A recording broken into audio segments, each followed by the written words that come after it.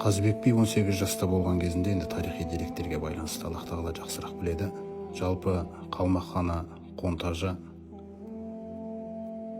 көптеген қазақтың ұлдары мен қыздарын тұтқынға алып, малдарын тонап алған уақытында соның алдына қазақ хандығының атынан сөйлеуге барған елші өкіл еді. Мына шешендік өнерінде немесе ақындық өнерінде жалпы негізгі мақсат сол ақындықта, шешендікте емес. Алайда ол шешеннің, ол ақынның Алланың адамы болуы. Алланың түсірген Құранымен рухтануы. Алла тағала қуаттаған кезде адам Алладан басқа ешкімнен қорықпайтын рухқа үйренеді. Міне сол рух жаңағы Қазыбек билерде болған. Сол кезде барып сөйлеген толғауында біз қазақ деген мал баққан елміз деген кезде бұл сөздегі қазақ ұғымы ол біздің бүгінгі мен қазақпын деген жаңағыдай бір айтатын нәрселермен ол теңесе алмайды. Ол көк пен жердің арасындағындай парық жатырып жүрді. Өйткені бұл жерде біз қазақ деген кезде ол артында Аллах тағаланың тұрғандығын, Аллах тағалаға сүйеніп тұрған имаммен сөйлеп отырды. Оның алдында қазір қыруар жер қайысқан әскер тұрса да, оны қорқыныш билей алмайды. Алла тағала бағанағы аятта айтқандай, Алла тағала өзінің қасынан рухпен демеген дейді. Яғни Құранмен, иманмен, Алламен демелгендер да. Мен сол кездегі сөйлеген сөзі, біз қазақ деген мал баққан елміз, ешкімге соқтықпай жай жатқан елміз. Бұл Құранның тәрбиесі. Елімізден құт береке қашпасын деп, жеріміздің жетін жау баспасын деп найзаға үкі таққан елміз. Ешбір дұшпан басынбаған елміз. Не қараңыз, басынан сөз асырмаған елміз. Алланыкі болсаң, басыңнан ешкім сөз асырмайды. Біз Алланыкі болып үлгермей жатырмыз әлі мына тәуелсіздік алғаннан бері. Сондықтан жаңағы бір ресейлікке бір сөз асырмақшы.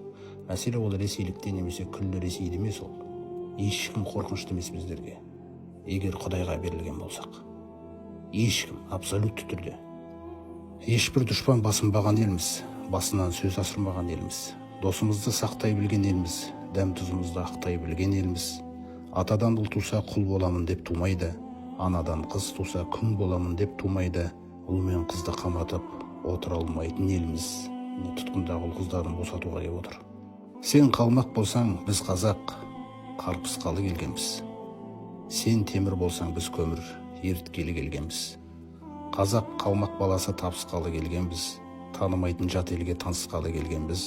Танысуға көнбесең, шапысқалы келгенбіз.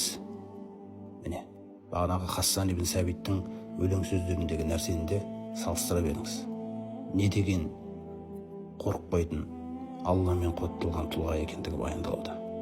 Сен қабылан болсаң, мен арыстан алысқалы келгенбіз. Жаңа үйреткен жас тұлпар шарысқалы келгенбіз. Өзі жас кезіндегі барған кезі ғой. Тұтқыр сары желіммін жабысқалы келгенбіз дейді. Қараңыз. Берсең жөндеп бітім айт, не тұрсатын жеріңді айт деген кезде Қонтажының жүрегін қорқыныш билейді. Яғни бір риуаяттарда айтылғандай, сөзді өңменімнен соғып айтқан кезде екі иығымнан екі аю аузынан от шашып тыпыр етші көрейін деп тұрған болды. Мінекей мен содан қатты сескендім. Сендерге көрінбегенмен маған көрінді. Менің енді бұған қайтарып айтар сөзім жоқ. Мал мен жанын есептеп алдына салып беріңдер деп шешім қабылдап, осындай бір үстемдікпен қайтқан еді Қазыбек би. Міне құрметті жамағат, егер қазақ тек қана Алладан қорқатын болса, сүйенгені Алла болса, Алланың айтқанымен жүрген халық болса, Аллах тағала дұшпаныңыздың жүрегіне қорқуды салады, қандай тәсілмен болса да.